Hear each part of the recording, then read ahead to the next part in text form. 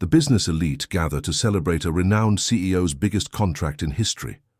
But a gesture of contempt against a humble elderly woman turns the night into a scandal. Minutes later, her billion-dollar contract is cancelled in front of everyone, without explanation.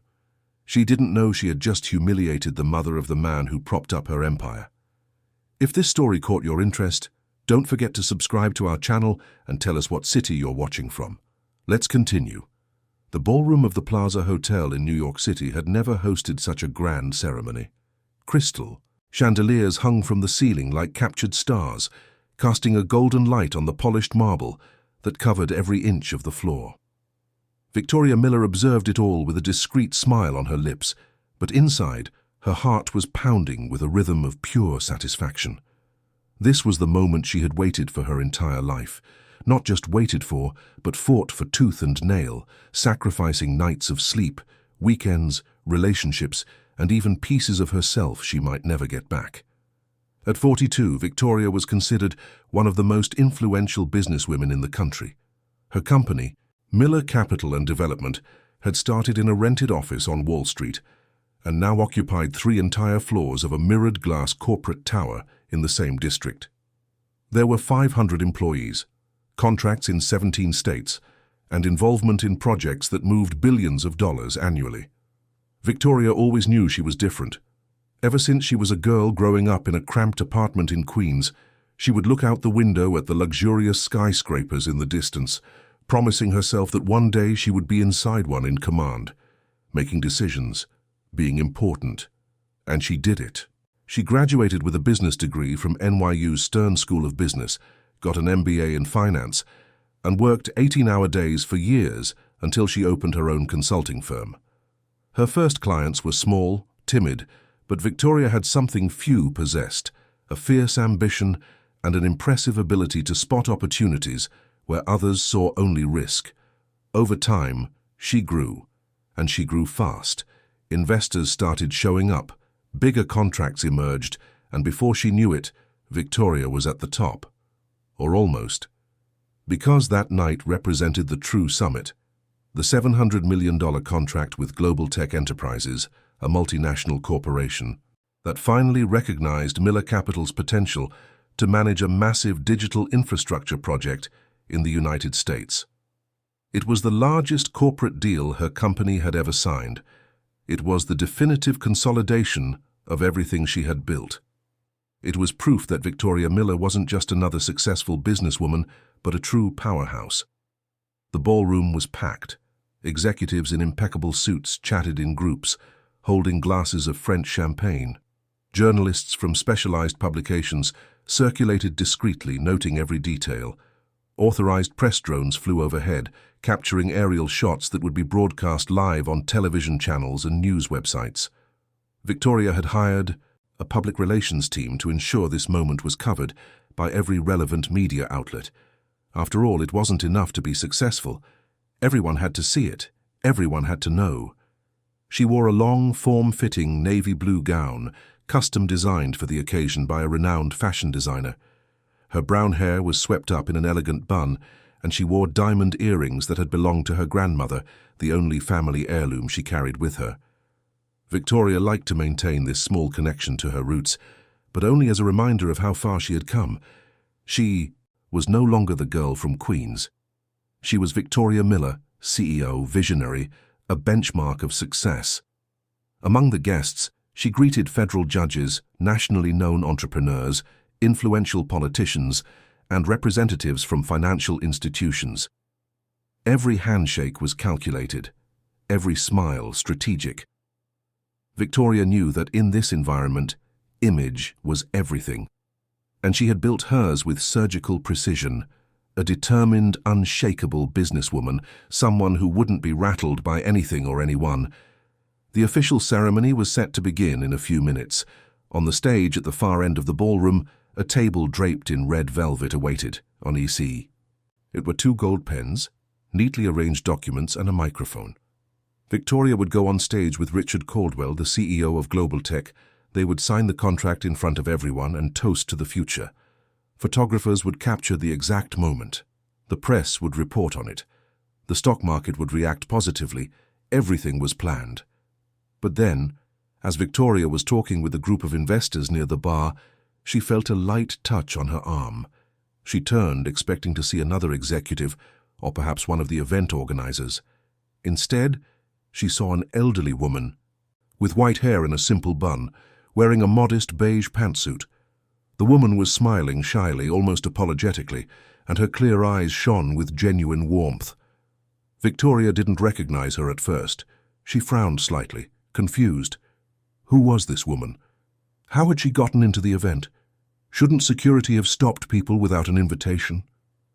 The elderly woman stepped a little closer and said, her voice soft and filled with emotion, "Victoria, dear, I just came to see you at this special moment. I'm so proud of you, so very proud." Victoria felt a pang of irritation. This woman knew her. She couldn't remember ever seeing her before. And why was she calling her dear? She glanced around quickly and noticed that some nearby executives had seen the exchange. They were watching with curiosity. Victoria hated situations beyond her control. She hated surprises. And this woman, with her simple appearance and delicate touch, was exactly that. Something unexpected, something not in the script.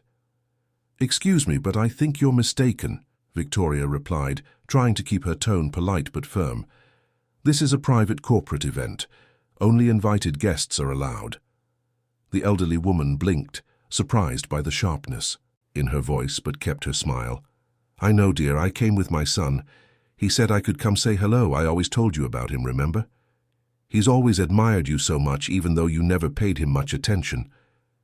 Victoria felt her blood run cold. Her son. Who was this woman's son? She mentally scanned the guest list, trying to identify who might have brought such an out-of-place mother.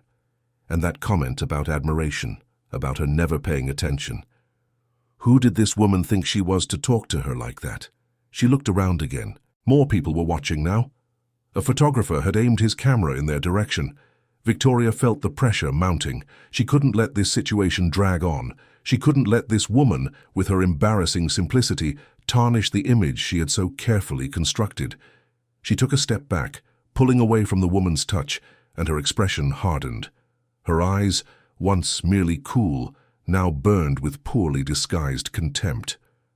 "Look," Victoria said, raising her voice slightly, "I don't know who you are or who your son is, but you clearly don't belong here. This is a high-level corporate event. People like you shouldn't be here." The surrounding ballroom began to quiet down. Conversations halted, heads turned. The elderly woman, still not fully understanding what was happening, tried to smile again, but now there was confusion in her eyes. "But I just came to say hello, my child." "I'm not your child," Victoria snapped, her voice harsh, "and you're making an embarrassing scene. Look at you. Look at this place. Do you really think you belong here? You're poor. You're classless. People of your station don't belong at events like this. They don't belong in my circle." The words came out like sharp blades, cutting through the air and hitting the elderly woman squarely. Mrs. Thompson, as her name was, felt her legs tremble. Tears began to well in her eyes, but she tried to hold them back. She stammered an apology, her voice failing. I didn't mean to bother you. I just wanted—" But Victoria wasn't listening. She was furious. Furious at being interrupted. Furious at being watched. Furious because this woman, with her irritating fragility, was ruining what was supposed to be a perfect moment. She took the glass of red wine she was holding, lifted it with a sharp gesture, and before the horrified eyes of everyone around, poured its contents over the elderly woman's head. The red liquid ran down her white hair, her wrinkled face, her fragile neck, staining her beige blouse. It dripped onto the marble floor, forming small dark puddles. Mrs. Thompson closed her eyes, petrified by the humiliation. She couldn't move. She couldn't speak. All she could feel was the warmth of the wine on her skin and the deep pain of being so cruelly scorned. The entire ballroom fell into absolute silence. No one moved. No one dared to speak. Photographers captured the exact moment. The drone cameras recorded everything from above. Executives looked at each other in disbelief. Some averted their eyes, embarrassed. Others just stared, shocked. Victoria, however, showed no remorse. On the contrary, she smiled, a forced, artificial smile, adjusted her dress with a disdainful gesture, and turned away, completely ignoring the woman she had just humiliated. She walked back to the center of the ballroom as if nothing had happened, as if it were just a minor, necessary adjustment, something that had to be done to maintain order, to maintain control. A few guests tried to resume their conversations, but the atmosphere was heavy. Mrs. Thompson, still standing in the same spot, was helped by a waitress who offered her napkins. The elderly woman accepted them silently, wiping her face with trembling hands, and then quietly left the ballroom, disappearing through a side door. No one followed her. No one asked if she was okay. Victoria took the stage a few minutes later, as planned. Richard Caldwell, the CEO of Global Tech, was already there, along with other executives. He looked at Victoria with a strange expression but said nothing. Perhaps he hadn't seen what happened, or perhaps he preferred not to comment. The Master of Ceremonies began the formal speech. He spoke of the historic partnership between Miller Capital and Global Tech. He praised Victoria's strategic vision. He mentioned the positive impacts the contract would have on the American economy. Victoria listened with a calculated smile, but inside she still felt the adrenaline from the confrontation, still felt the anger, still felt the need to prove she was in control. When it was her turn to speak, she took the microphone and addressed the audience with her usual confidence. Good evening, everyone. This is a historic moment for Miller Capital, a moment that represents years of hard work, tireless dedication, and a clear vision for the future we want to build. I am immensely honored to sign this contract with Global Tech, a company that shares the same values of excellence and innovation that have always guided our path. Polite applause echoed through the hall. Victoria continued, describing the project's details, the expected benefits, the ambitious goals. Her voice was firm, confident, convincing. No one would have guessed that just minutes earlier she had brutally humiliated an elderly woman. No one would question her leadership ability over that one incident. After all, she was Victoria Miller, and Victoria Miller didn't make mistakes, or so she believed. When she finished her speech, Richard Caldwell took the microphone and gave his remarks. He thanked Victoria, her team, and the investors present. He mentioned the importance of the partnership. He spoke about the next steps. Everything seemed to be going perfectly until a man rushed onto the stage. He was tall, wore an impeccable gray suit, and carried a black leather briefcase. His expression was serious, almost alarmed. He walked directly to Richard Caldwell and whispered something in his ear. "Go." Global Tech CEO turned pale instantly. He looked at the man, then at Victoria, then at the audience. He excused himself from the microphone and stepped aside to talk privately. Victoria felt a knot in her stomach. What was happening? Who was that man? Why did Richard look so disturbed? The seconds seemed to drag on. The audience began to murmur. Executives exchanged confused glances. Victoria tried to maintain her composure, but her hands were sweating. Something was wrong. Very wrong. Richard Caldwell returned to the microphone, but his demeanor was completely different. He avoided looking directly at Victoria. He cleared, his throat clearly uncomfortable, and said, "Ladies and gentlemen, I regret to inform you that for reasons that are still being clarified, the signing of the contract will be temporarily suspended." A loud murmur swept through the ballroom. Victoria felt the floor drop out from under her. Suspended? What did that mean? It made no sense. Everything was settled. Everything was guaranteed. She approached Richard, trying to keep her voice low but firm. "Richard, what's going on? I don't understand. What do you mean, suspended?" He looked at her with an expression that mixed embarrassment with something close to pity. "Victoria, I received a direct order from our majority shareholder. The instruction is clear. Suspend the signing immediately. I can't do anything." Majority shareholder? But who? Why? Victoria felt panic begin to rise. "Richard, this can't be happening. We have a deal. We have months of negotiations. We have—" "I know," he interrupted, already backing away. "But the orders are clear. I'm sorry." And then, as if in a sinister choreography, other executives began to stand up. Representatives from partner companies, investors, board members. One by one, they started leaving the ballroom. Some gave Victoria a quick nod with evasive glances. Others simply left without a word. Victoria stood on the stage alone, as the ballroom that had been filled with admiration just minutes before now transformed into a desert of empty chairs and judgmental stares. Photographers kept snapping pictures. The drone still hovered, but now, instead of capturing her triumph, they were documenting her fall. She walked off the stage on trembling legs. She looked for someone from her team, but they all seemed as lost as she was. Her assistant Brian approached with his phone in his hand, his face pale. "Victoria, the news sites are already reporting. They're saying the contract was cancelled, and there's a video of you with an elderly woman." Victoria snatched the phone from his hand and saw it. It was the video of the humiliation. It already had thousands of views. The comments were devastating. "Businesswoman humiliates elderly woman at lavish event. CEO pours wine on poor woman during ceremony. Arrogance without limits." She felt sick. She felt angry. She felt desperate. But most of all, she felt afraid. Afraid that everything she had built was crumbling before her very eyes. And that's exactly what was happening. Victoria left the Plaza Hotel that night without fully understanding what had happened. She got into the car waiting for her, told the driver to take her home, and spent the entire ride in silence, watching the lights of New York City blur past her window. Her mind spun in circles, trying to find answers, trying to understand how everything had fallen apart so quickly.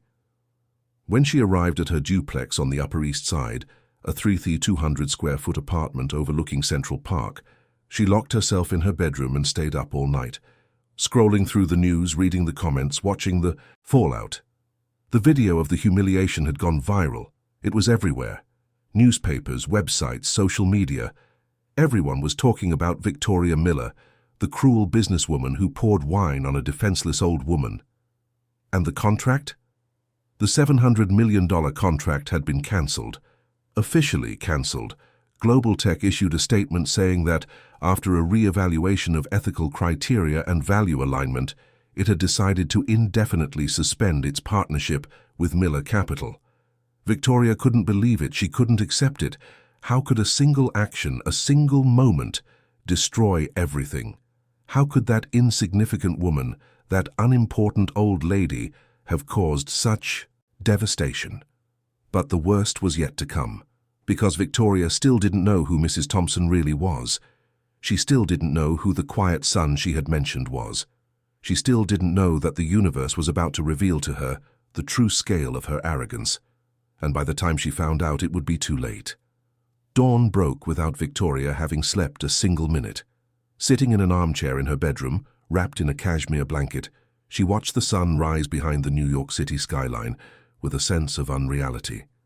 It seemed impossible that just 12 hours earlier she had been at the pinnacle of her glory, about to sign the biggest contract of her career. And now, here she was, alone, watching her reputation be shredded in real time on social media. Her phone wouldn't stop buzzing. Texts, missed calls, notifications.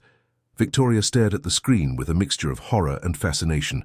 Journalists were asking for interviews, concerned clients wanted explanations, and board members were demanding an emergency meeting. But she didn't have the strength to answer. Not yet. First, she needed to understand what had really happened. At 7 a.m., Brian, her assistant, called for the 10th time.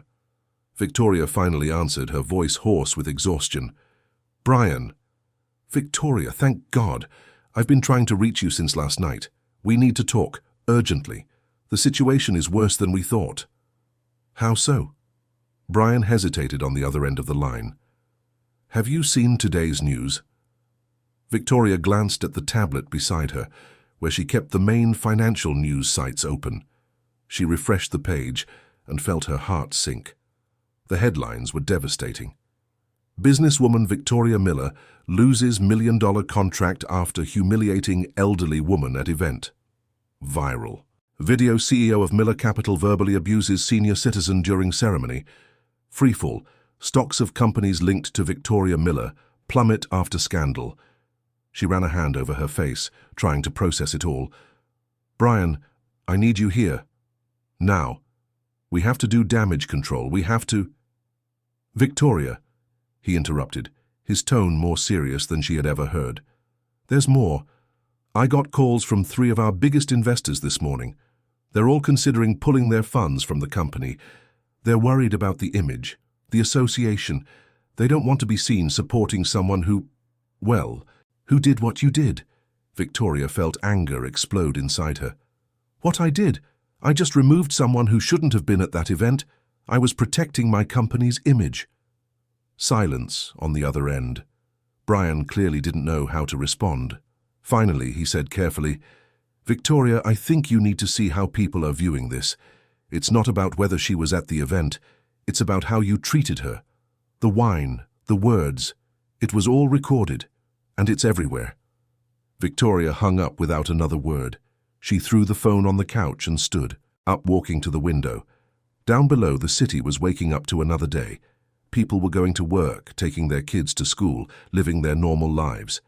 And there she was, Victoria Miller, watching it all from her luxury apartment, feeling for the first time in her life that all the success she had achieved could simply vanish.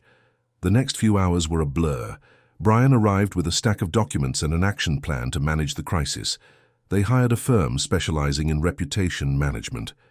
They drafted an official statement, apologizing for the incident, claiming Victoria had been under extreme stress and that her actions did not reflect her true values. But when the statement was released, the backlash was even worse. People accused Victoria of being fake, of only apologizing because she got caught. Social media influencers made videos analyzing her body language, pointing out signs that she wasn't genuinely sorry. And then the real business consequences began. The following Monday, Victoria was summoned to an emergency meeting with the board of Miller Capital. The tension in the 23rd floor conference room was thick when she walked in. 8 board members awaited her, seated around the glass table, their expressions ranging from concern to disapproval. Frank Miller, the chairman of the board and one of the company's first investors, opened the meeting bluntly. Victoria, do you understand the gravity of the situation you've put us in? She sat down, trying to maintain an erect, confident posture. Frank, I understand there's been negative press, but we need to focus on what matters, our results, our projects, our ability to deliver. An isolated incident can't define years of successful work. Isolated incident? Interjected Maria Davis, one of the investors. Victoria, we lost the $700 million contract with Global Tech. 3 investors have already signaled they're pulling out. We're getting calls from worried clients. The company's image is completely compromised. This isn't an isolated incident. This is a crisis. Victoria felt her frustration mounting. Why didn't they understand? Why were they giving this so much weight? We can recover. We always recover.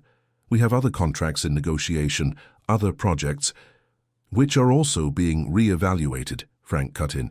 Victoria, the issue isn't just financial, it's ethical. You publicly humiliated an elderly woman. You poured wine on her. You called her poor, classless. It was broadcast live, recorded, and shared millions. GovTimes, how do you expect our partners, our clients, to continue trusting our leadership? I already apologized, Victoria retorted, her voice louder than she intended. I took responsibility for the mistake. What more do you want me to do? A heavy silence filled the room.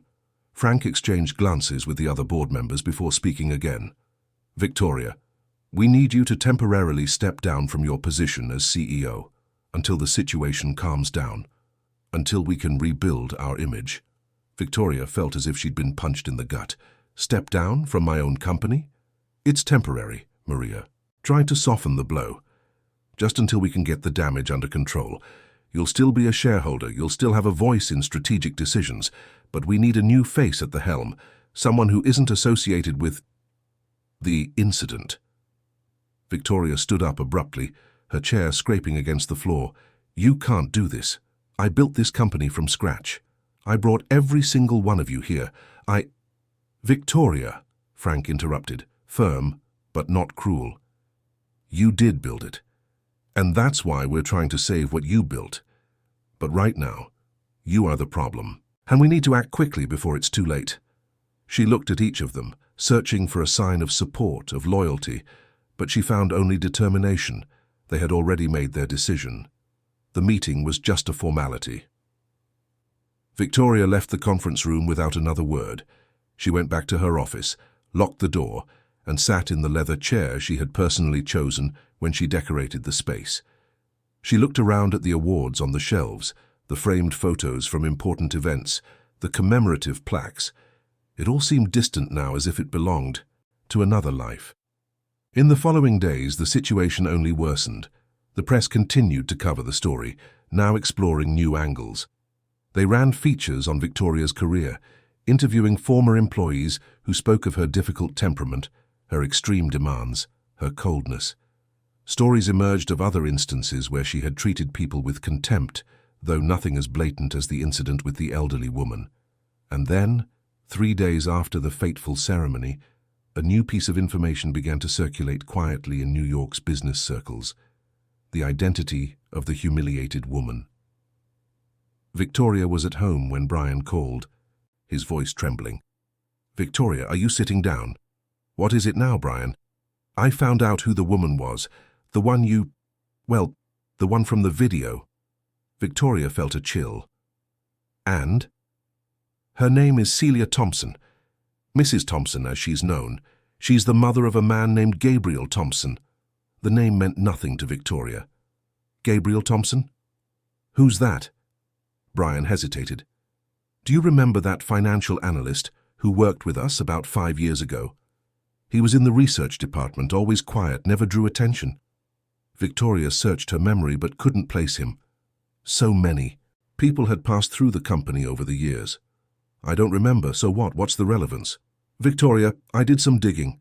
Gabriel Thompson left our company and, apparently he invested well, very well. There are rumors he built an investment network through offshore holdings and trusts. No one knows exactly how much he has, but—" "Brian, get to the point." "Victoria, Gabriel Thompson might be one of our silent investors, maybe even the main one." The silence that followed was deafening. Victoria felt the floor disappear from under her again. A silent investor? What did that mean? "Explain. That better?" she demanded, her voice low. Brian took a deep breath. "Remember when we got that huge capital injection 3 years ago? The one that allowed for our national expansion? It came through a holding company in the Cayman Islands called Horizon Ventures. We always assumed it was an international group, but we never looked too deep because the money was real and the terms were great. Well, I hired a private investigator to trace its origin, and all signs point to Horizon Ventures being controlled by Gabriel Thompson." Victoria felt nauseous. "But that doesn't make sense. Why would he invest in my company? Why would he hide it?" "I don't know. But there's more, Victoria. The contract with Global Tech. Who was the intermediary between you and them? Who introduced the company to Richard Caldwell?" Victoria thought back. It had been through an intermediary, a boutique consulting firm she had never heard of before. They had contacted her a year ago, offering the connection to Global Tech. At the time, Victoria found it odd, but didn't question it. It was too big of an opportunity. "Are you saying that—" "I'm saying Gabriel Thompson may have orchestrated all of this. The investments, the connections, the contract, everything." Victoria felt a mix of rage and confusion. "But why? What does he gain from this?" "I don't know. But you humiliated his mother, Victoria, and now everything is falling apart." She hung up the phone and stood in the middle of her living room processing. Gabriel Thompson, a name she barely remembered, an insignificant employee she had probably never given a second thought. And he was behind everything? Victoria needed answers. She picked up her phone and asked Brian to get Gabriel's address. No matter what it took, she was going to him to find out the truth. 2 hours later, Victoria was standing in front of a discreet building in Greenwich Village. It wasn't opulent, but it was elegant, well located. She checked the apartment number Brian had given her and went up in the elevator, her heart pounding. When she rang the doorbell, part of her hoped no one would answer. But the door opened, revealing a man in his early 40s with slightly graying brown hair, dark eyes, and a serene expression that completely contrasted with the turmoil of emotions Victoria was feeling. "Victoria," he said, as if he had been expecting her. "Come in." She hesitated for a second before stepping inside. The apartment was simple but comfortable. Stacks of books, wooden furniture, a pleasant view of the city. Gabriel closed the door and gestured to the sofa. "Have a seat." Victoria remained standing. "Gabriel Thompson, you worked for me." "I did. For 3 years. You never noticed me, of course. But yes, I worked for you. And now I find out you're... What? A secret investor? You finance my company?" Gabriel smiled, but it was a sad smile. "Among others, yes. Why? Why would you do that? Why hide?" He walked to the window, looking out. "Because I believed in you, Victoria. When I worked at your company, I saw your potential. I saw your ability to turn ideas into reality. Yes, you were difficult, sometimes cruel, but I thought that maybe, with the right support, with the right resources, you could become not just a successful businesswoman, but someone who truly made a difference." Victoria shook her head, confused. "So you helped me? Why? What was in it for you?" "Nothing. I didn't want anything. I just wanted to see you shine. My mother always taught me to support the people we believe in, even when they don't notice, even when they don't acknowledge it." "Your mother?" Victoria felt a lump in her throat. "Mrs. Thompson." Gabriel turned to face her, and for the first time, Victoria saw anger in his eyes. "My mother, the woman you publicly humiliated, the woman you covered in wine and called poor, classless, in front of hundreds of people." Victoria tried to speak, but the words wouldn't come. Gabriel continued, his voice firm but filled with emotion. "She went to that event because I invited her, because I was there, watching, from a distance, as I always did, and she wanted to congratulate you. She always heard me talk about you, about your work, and she was happy when she heard about the contract. She just wanted to tell you she was proud, that's all." "I didn't know," Victoria started, but Gabriel cut her off. "You didn't know because you never cared to know. To you, she was just another insignificant person, just like I was, just like everyone who isn't part of your elite circle is." Victoria felt tears welling up but held them back. "Gabriel, I made a mistake. A terrible mistake. But you can't destroy everything I've built because of it. You can't." "I can, and I already have." He picked up a folder from the table and handed it to her. "These are the termination documents for all my investments in your company. Legal, irreversible. The global tech contract, I was the majority shareholder who blocked the signing. The other investors who are pulling out, I suggested they do so." Victoria opened the folder with trembling hands. It was true. It was all there. Legal documents, signatures, stamps. "You're destroying me." "No, you destroyed yourself. I just removed my support. And without it, Victoria, you'll find that much of what you considered yours was never really yours to begin with." She looked at him, desperate. "Please, there must be something I can do. I'll apologize to your mother. I'll do anything. Just don't..." "Victoria, you already apologized, publicly, and it was empty, because you don't understand what you did wrong. For you, the problem is the fallout, not the action itself." "That's not true. I know I was wrong. I know I was cruel. I just..." She trailed off, her voice breaking. Gabriel sighed, weary. "Do you know what my mother told me when she came home that night? She said she wasn't angry with you. She was sad. Sad because she saw in you someone so brilliant, so capable, but so empty inside. And she was right." Victoria felt the tears finally fall. She dropped to her knees right there in the middle of Gabriel's living room, crying in a way she hadn't cried since she was a child. "Please," she begged. "Please, give me a chance to fix this." Gabriel watched her for a long moment before answering, his voice soft but firm. "There's nothing to fix, Victoria. At least not between us. What you need to fix is inside you, and that no one can do for you." He opened the door, indicating the conversation was over. Victoria got up, wiped her face, and left without looking back. As she rode the elevator down, she clutched the folder of documents, feeling the true weight of everything she had lost. And the worst part was knowing she had brought it all on herself. The days following her meeting with Gabriel were the darkest of Victoria's life. She spent most of her time locked in her apartment, avoiding contact with the outside world. The news cycle continued, but now with new developments. The press had uncovered the connection between Gabriel Thompson and Miller Capital. Headlines speculated about the ghost investor who had built and then destroyed a corporate empire. Some publications painted Gabriel as a silent avenger. Others questioned the ethics of his actions. But most agreed on one point. Victoria had reaped exactly what she had sown. The company was in a freefall. Without Gabriel's investments and with the withdrawal of other partners spooked by the image crisis, Miller Capital had to cancel projects, lay off employees, and renegotiate contracts. Frank Miller, the board chairman, temporarily took over management and did his best to stop the financial bleeding. But everyone knew it would be difficult to recover the lost prestige. Victoria received the news of her official suspension from the CEO position on a rainy Tuesday. Brian came to her apartment to deliver the documents personally, and for the first time since he started working for her, he seemed genuinely concerned for her well-being. "Victoria, you need to eat something," he said, looking at the pile of takeout boxes scattered around the living room. "You need to get out of here. This isn't good for you." She was sitting on the couch, wearing the same robe for 2 days, her hair unkempt. She hardly looked like the impeccable executive who commanded meetings with an iron fist. "There's no reason to go out, Brian.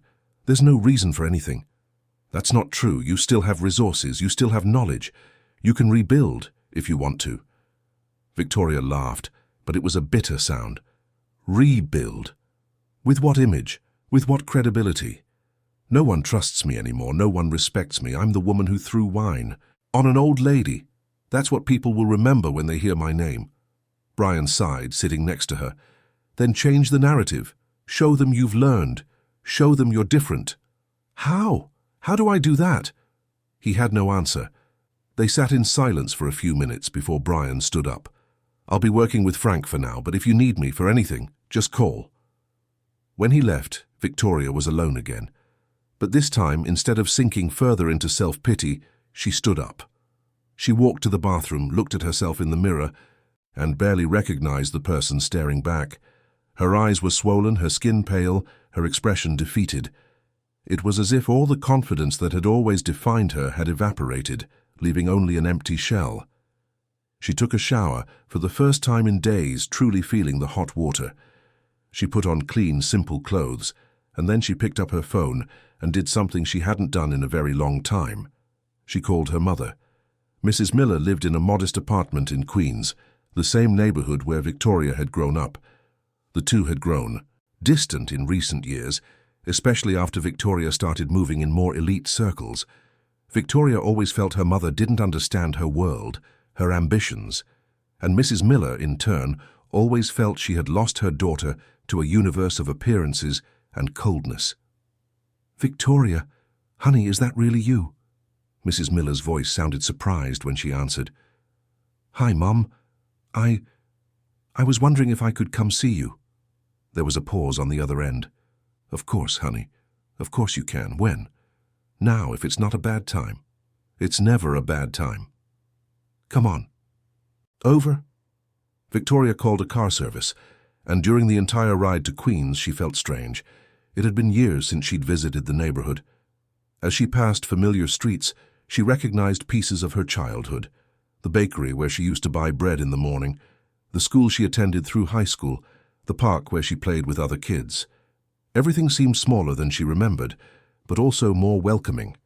Mrs. Miller greeted her with a tight hug. She was a woman in her mid-60s, with graying hair and hands calloused from years of working as a seamstress. She had raised Victoria alone after her father passed away, when Victoria was just 8. She had worked tirelessly to give her daughter an education, opportunities, a better life. "You're so thin," Mrs. Miller commented, guiding Victoria into the apartment. "I'll make some coffee. Have you eaten today?" "Not much." While her mother prepared coffee and set out bread, cheese, and fruit, Victoria sat at the small kitchen table.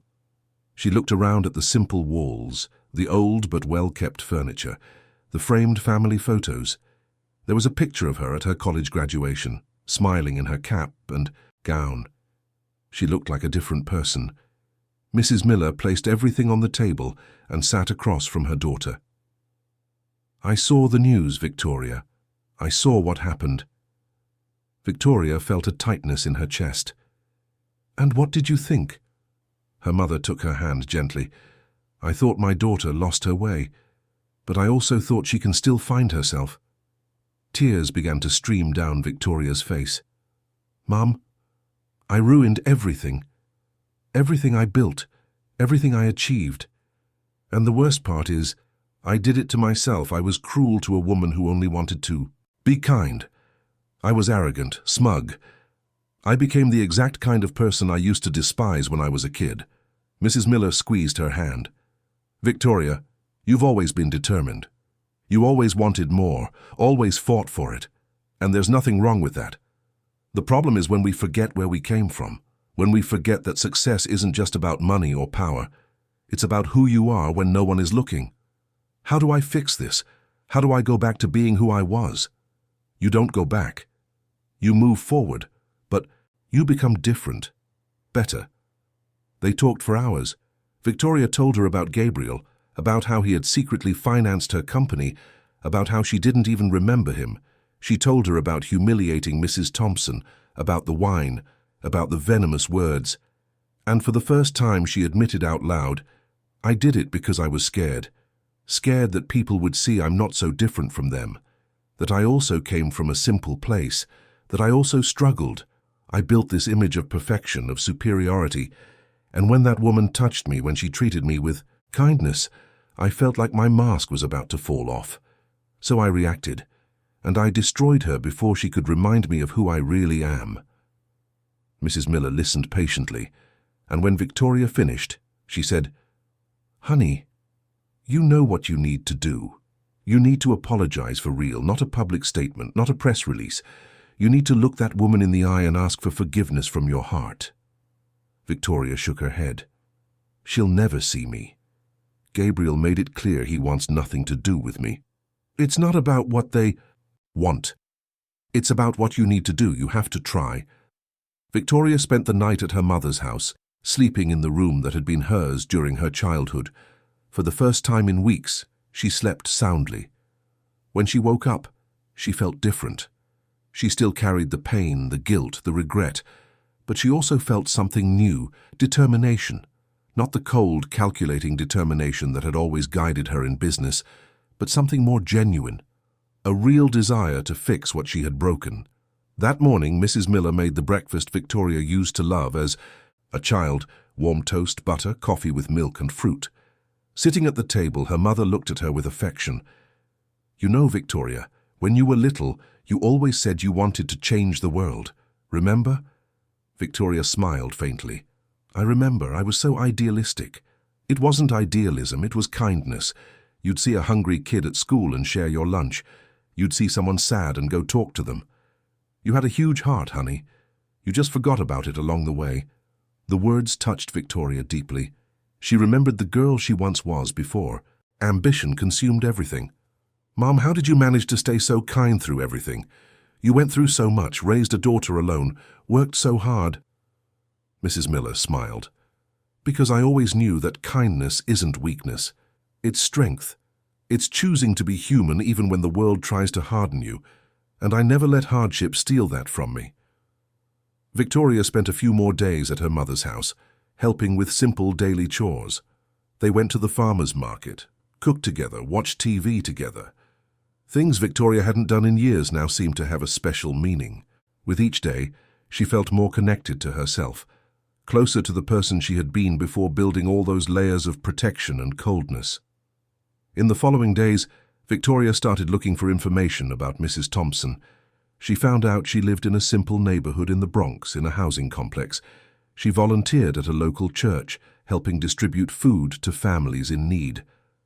Victoria hesitated several times before going there. She was afraid of rejection, afraid of facing the pain she had caused again.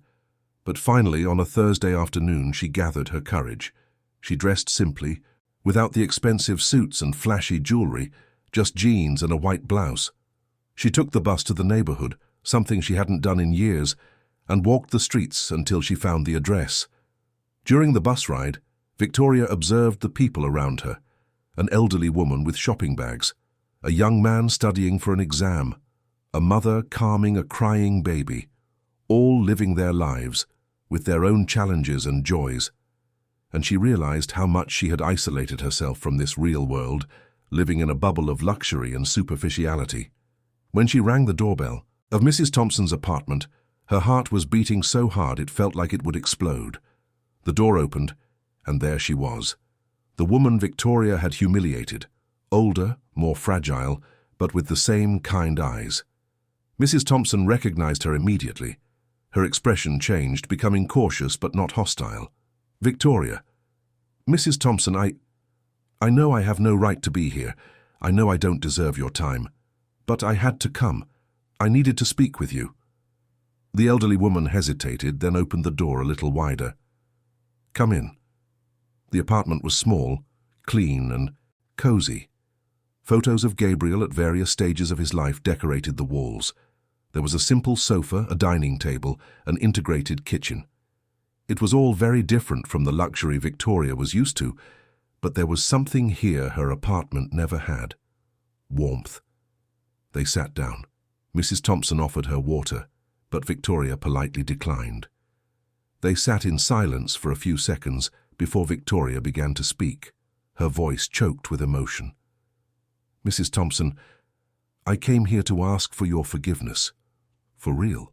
Not because I want to clean up my image or because I'm trying to get anything back. I came because what I did to you was unforgivable. It was cruel, it was inhuman. And I've carried it with me every day since that night." The elderly woman watched her quietly, letting her continue.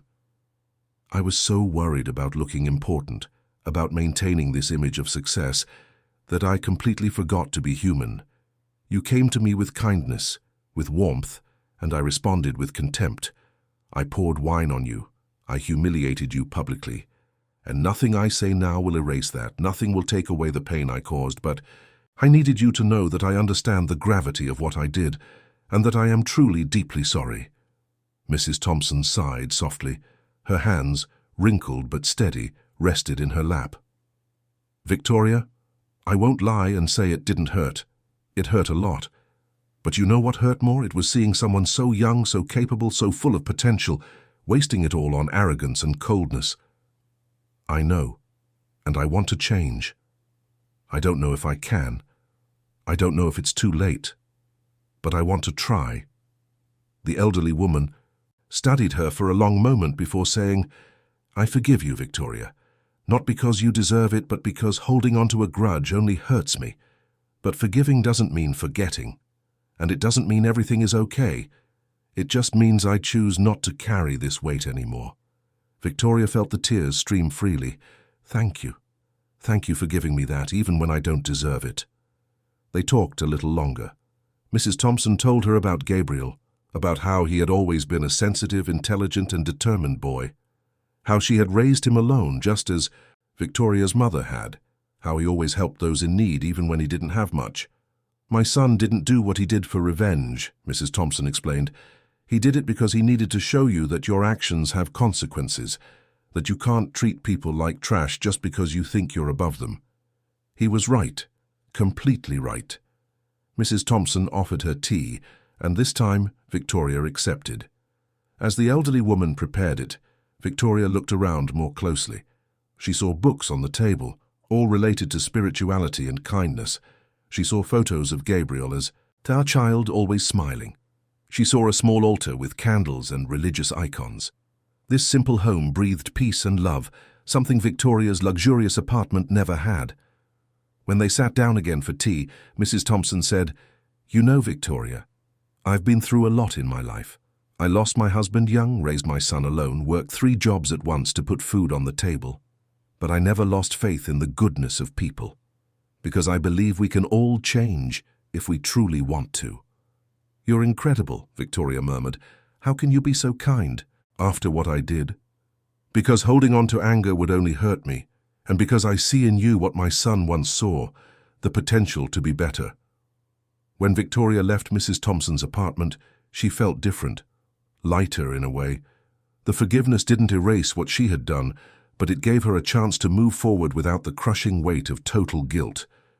In the following weeks, Victoria began to rebuild her life, but in a different way. She didn't return to the aggressive corporate world. Instead, she started working as a volunteer consultant for small businesses, helping new entrepreneurs structure their companies.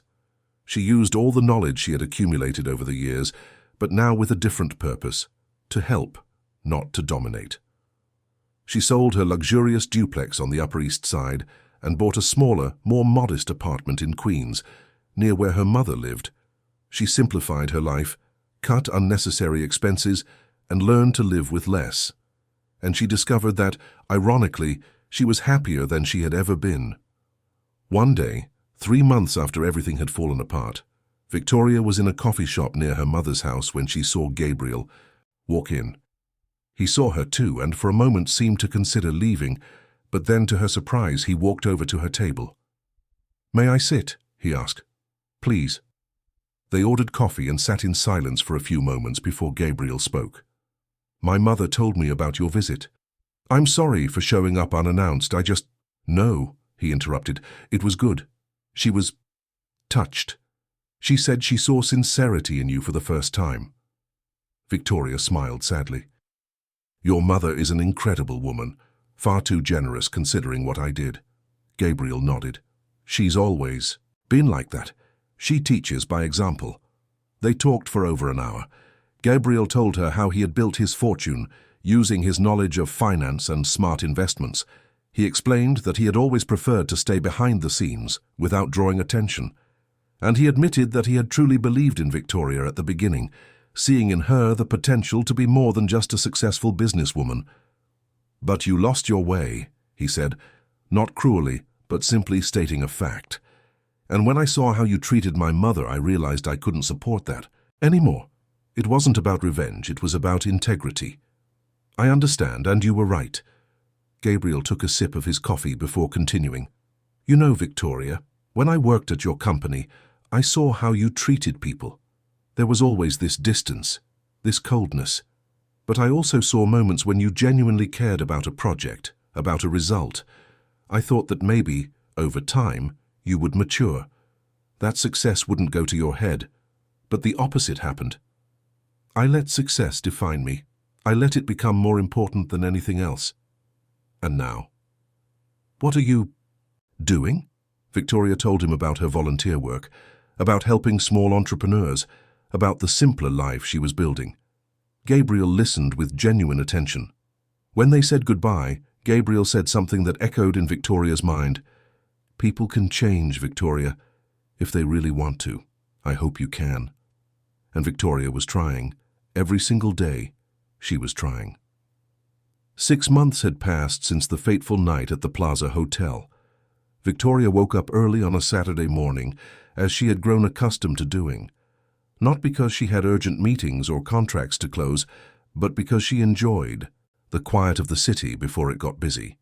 She made coffee in the small kitchen of her Queens apartment, looking out the window at the still empty street, and felt something she hadn't felt in a long time: peace. Life was completely different now. She no longer had a private driver, secretaries, or luxurious offices. She didn't attend corporate events or appear in business magazines, but she had gained something more valuable: the genuine respect of people who truly mattered, and most importantly, respect for herself. Victoria continued to work as a volunteer consultant, now affiliated with a non-profit that supported low-income entrepreneurs. She used all her experience and knowledge to help people who were just starting out, who had dreams but didn't know how to structure them. It was a job that didn't pay the million-dollar salaries of her past, but it brought a satisfaction that money never had. On that particular morning, she had a special engagement. She had been invited to speak at a conference on second chances and new beginnings, organized by an institution supporting vulnerable women. When she received the invitation, she hesitated for a long time before accepting. Speaking publicly about her fall, her mistakes, what she had learned was terrifying. But Mrs. Miller, her mother, had encouraged her. "Honey, if your story can help someone avoid making the same mistakes, it's worth it." Victoria got ready carefully. She chose a simple, light blue dress, nothing extravagant. She tied her hair in a ponytail and wore only small earrings. She looked in the mirror and saw a different woman from the one who had once run a multi-million-dollar company, but she also saw someone more authentic, more human, more whole. The event was in a community center in the South Bronx. Victoria took the subway, something she did regularly now, which at first felt strange but had become natural over time. During the ride, she mentally reviewed what she would say. She didn't have a rehearsed speech, just her truth. In the subway car, she observed the people around her. A tired woman returning from a night shift, a group of young people heading to a class, an old man reading a newspaper, each with their own story, their own challenges, their own quiet victories. Victoria smiled to herself, thinking how she once would have looked at these people with superiority. Now she saw only a shared humanity. When she arrived, she was warmly greeted by the project coordinator, a woman named Francesca, who had worked for years helping women get back on their feet after difficult times. "Victoria, we're so glad you came. The women here are eager to hear from you. Many have gone through loss, failure, moments of despair. Your story can inspire them." The room was full, about 40 women of various ages, some with children in their laps, others older. They all looked at Victoria with anticipation. She stepped onto the small makeshift stage, took the microphone, and took a deep breath. "Good morning, my name is Victoria Miller, and 6 months ago I lost everything I thought defined who I was." She told them everything. The path to success, the arrogance she had developed, the moment she humiliated Mrs. Thompson, the company's collapse, the revelation about Gabriel. She omitted nothing. She didn't try to paint herself as a victim. She took responsibility for every choice, every cruel word, every selfish action. "I used to think success was about power, about being above people, about having more than others. But I learned in the most painful way possible that real success is about who you are when no one is looking. It's about how you treat people who can offer you nothing in return.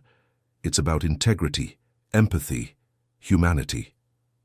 As she spoke, she saw some women in the audience wiping away tears.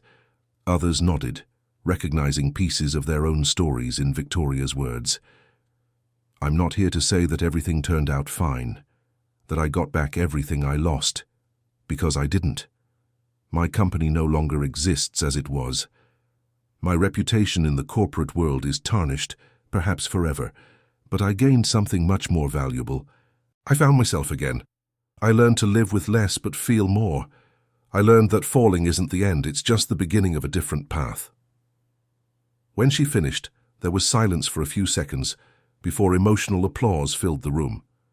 Women stood up. Some came to hug her. Others shared their own stories. A young woman named Juliana, with a baby in her arms, said she had lost her job during her pregnancy and was struggling to start over. "Hearing you gives me hope that I can get back on my feet." Victoria hugged Juliana and whispered, "You will. And if you need help, find me. We'll figure out a way together."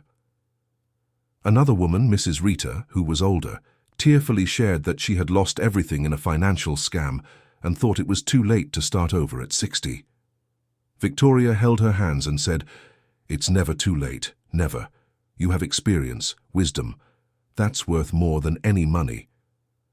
Victoria listened to each one with genuine attention, without rushing, without judgment, and she felt that, for the first time in a long time, she was truly making a difference. Leaving the event late, that afternoon Victoria walked through the community's streets. She observed the simple houses, the children playing, the people chatting on their stoops, and she thought about how, for years, she had looked at places like this with a mix of pity and superiority, happy to have escaped that reality. But now she saw it with different eyes. She saw strength, resilience, community. She saw what really mattered. When she reached the bus stop, someone touched her shoulder. She turned and saw Gabriel. He was standing there, a gentle smile on his face. "Gabriel, what are you doing here?" "Francesca is my cousin. She told me you were speaking today. I hope you don't mind, but I came to watch. I stood in the back." Victoria felt a mix of surprise and nervousness. You heard everything? I did, and it was powerful, sincere. They started walking together, with no particular destination. Gabriel mentioned that he was still investing, but now focused on social impact projects. He helped startups in education, healthcare, and inclusion. Victoria talked about her work with the non-profit, the people she was helping, how her life had completely changed. "Are you happy?" Gabriel asked, genuinely curious. Victoria thought, for a moment. "You know, happy might be a strong word, but I'm at peace, and I think for me that's enough right now." They stopped at a small park. Children were playing, families were chatting. The sun was beginning to set, painting the sky in shades of orange and pink. Gabriel looked at her and said, "Victoria, I admire your courage. It's not easy to rebuild after falling so publicly. It's not easy to admit your mistakes and truly change. I didn't have a choice. It was either change or, well, I don't know what would have become of me. But you chose to change the right way. A lot of people in your position would just pretend. They'd hire PR firms, try to spin the narrative. You chose the harder path. The truth." Victoria smiled sadly. "The truth was the only thing I had left." Gabriel hesitated before speaking again. "My mother asks about you sometimes. She's happy to know you're doing well. Mrs. Thompson is an angel. I don't know if I'll ever be able to repay her generosity in forgiving me. You already are, by changing, by using your story to help other people. That means more to her than you can imagine." They sat on a park bench watching the activity. Gabriel told her about a new project he was developing, a micro-lending platform for women entrepreneurs. Victoria got excited, offering ideas and suggestions. It was like old times when they worked together, but now without hierarchies, without masks. Just two people talking as equals. When they said goodbye, Gabriel said something that stayed with Victoria. "You know, I always believed you had the potential to be extraordinary. I just didn't know it would be in this way. But I think this version of you is much better than the last one." Victoria returned home that night reflecting on everything, on how much she had lost, but also on how much she had gained. She had lost a company, a reputation, a lifestyle. But she had gained humility, empathy, a true purpose. In the following weeks, Victoria continued her volunteer work, now with even more dedication. She helped a young entrepreneur structure a sewing business, just like her mother used to do. She supported a group of women in creating a craft cooperative. She gave talks whenever she was invited, sharing her story without filters, without fear of judgment. It was through one of these talks that she met Andrew, a lawyer who worked with the rights of small business owners. He offered to help Victoria formalize the volunteer work she was doing. "You're doing incredible work, but without a formal structure it's hard to scale the impact." The suggestion planted a seed in Victoria's mind, and it was then that the unexpected call came. One day, she received a call from Frank Miller, the former chairman of the board at Miller Capital. The company had been sold to an international group, and the remaining shareholders would receive their share. Victoria was entitled to a significant sum, the result of years of work and the investments she had maintained. "Victoria, I know you might not want to hear about this," Frank said, "but I thought it was fair to let you know. The money will be deposited into your account in the coming weeks." She thanked him, but when she hung up, she didn't feel the excitement she would have expected months ago. The money was welcome, of course. It would provide more security, allow her to help more people. But it no longer defined her. It was no longer the measure of her worth. Victoria talked to her mother about what to do with the funds. Mrs. Miller, wise as ever, said, "Honey, you already know what to do. Your heart has already decided."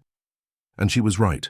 Victoria decided to use a significant portion of the funds to create a foundation focused on education and entrepreneurship in low-income communities.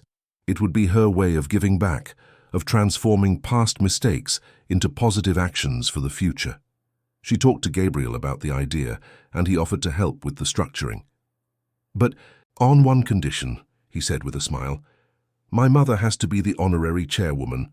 Victoria laughed, tears in her eyes. "I would love that." When they presented the proposal to Mrs. Thompson, the elderly woman was moved. "Are you sure?" "I'm just a simple old woman." "That's exactly why," Victoria said, holding her hands. "You represent everything this foundation aims to promote. Kindness, generosity, strength. You taught me more in a few minutes than years of business school ever did. Please accept." Mrs. Thompson accepted, and in the following months, they worked together to create the Second Chance Foundation. The name was Victoria's suggestion, and everyone immediately agreed. The foundation would offer free courses, mentorship, microloans, and psychological support for people who wanted to start a business or begin again after difficult times. During the preparations, Victoria spent a lot of time with Mrs. Thompson, learning more about her life, her wisdom, her way of seeing the world. She discovered that Mrs. Thompson had faced unimaginable challenges, but had never lost faith in human goodness. "You know, Victoria," she said one day over tea, "life always gives us second chances. The secret is having the humility to accept them." The official launch was on a sunny Saturday, in a rented space in downtown New York. It wasn't as luxurious as the events Victoria used to frequent, but it was full of life. People of all ages, volunteers, future beneficiaries, partners. The press was there not to cover a scandal, but to document something positive rising from the ashes of the past. Victoria took the stage to speak, but this time without nervousness. Beside her were Mrs. Thompson, Gabriel, Mrs. Miller, and the entire foundation team. "A year ago," Victoria began, "I was on a very different stage. At a lavish event surrounded by important people, about to sign the biggest contract of my life. I thought that was the pinnacle of success, but I was completely wrong." She looked at Mrs. Thompson, who was smiling with shining eyes. "True success isn't about how much you have, but how much you give. It's not about how many people admire you, but how many lives you positively touch. And I learned that the hard way." Victoria briefly told her story, not hiding her mistakes, but focusing on the lessons. She spoke about the importance of treating everyone with dignity, regardless of their status, about how arrogance can destroy everything you build, and about how there's always time to start over if there's a genuine will to change. "This foundation is born from my biggest mistake and my greatest lesson. It exists so that others don't have to fall so hard to learn what I learned. It exists to say that new beginnings are possible, that second chances exist, and that all of us, absolutely all of us, deserve dignity and opportunity." When she finished, the applause was warm and sincere. Victoria saw her mother wiping away tears of pride. She saw Gabriel nodding in approval. She saw Mrs. Thompson smiling in a way that said more than 1,000 words. After the ceremony, while talking with the attendees, a young woman approached her shyly. "Victoria, can I talk to you?" "Of course." The young woman, who introduced herself as Beatrice, shared that she had recently lost her job after a serious mistake she had made. She was feeling hopeless, thinking she would never be able to get back on her feet. "But hearing your story today, I realized that mistakes don't define us forever, that we can learn and grow. Thank you for sharing that." Victoria hugged Beatrice and said, "You're going to be okay, it will work out, and if you need help, we're here." That night, after everyone had left and the space was empty, Victoria stood alone for a few minutes, looking around. She thought about everything she had been through in the last year, the glory, the fall, the rebuilding, and she realized that, ironically, losing everything had been the best thing that could have happened to her, because it had forced her to confront who she really was, and to decide who she wanted to. Till her phone buzzed. It was a text from Gabriel. "Congratulations on the event. My mum can't stop talking about how happy she is. And so am I. You did it, Victoria. You truly transformed." She smiled, typing a reply. "Thank you. For everything. For showing me what I had become. For giving me the chance, without even knowing it, to become someone better." Months turned into years. The Second Chance Foundation grew, helping hundreds of people structure businesses, recover from setbacks, and find purpose. Victoria continued to work tirelessly, but now with a different goal than before. She no longer wanted power or recognition. She just wanted to make a difference. She and Gabriel developed a genuine friendship. It wasn't romantic, it was something deeper. Mutual respect, admiration, a partnership in building something greater. Mrs. Thompson became a beloved figure at the foundation, always present, always generous with advice and hugs. Victoria never returned to the traditional corporate world. She never tried to rebuild Miller Capital or regain the status she once had, because she had learned that status was empty. It was based on appearances, not substance. 5 years after that fateful night, Victoria was invited to give a lecture at NYU, her alma mater. As she stepped onto the stage of the auditorium, packed with young business students, she felt a profound emotion. Here she was, back where it all began, but as a completely different person.